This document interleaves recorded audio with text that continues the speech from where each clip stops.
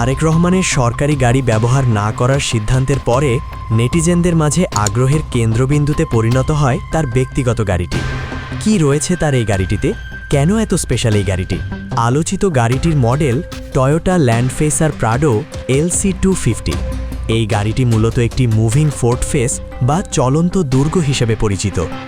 গাড়িটির সবচেয়ে বড় বিশেষত্ব এর নিরাপত্তা ব্যবস্থা।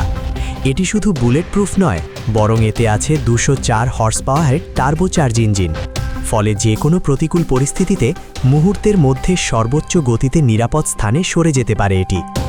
চালকের সহায়তার জন্য রয়েছে 360 ডিগ্রি মাল্টি ট্যারেন্ট মনিটর, 5টি হাই রেজলিউশন ক্যামেরার মাধ্যমে চালক ড্যাশবোর্ডে গাড়ির চারপাশ তো বটেই, এমনকি গাড়ির নিচের অংশের লাইভ ভিউও দেখতে পান।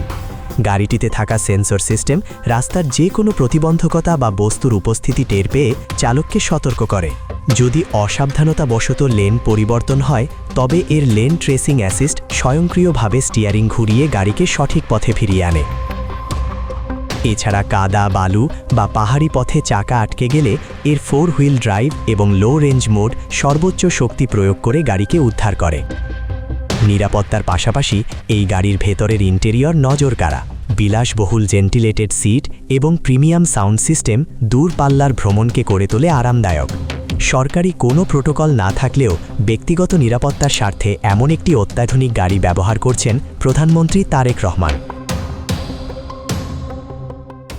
Icon Focus 24 TV, powered by 4D 4th Dimension.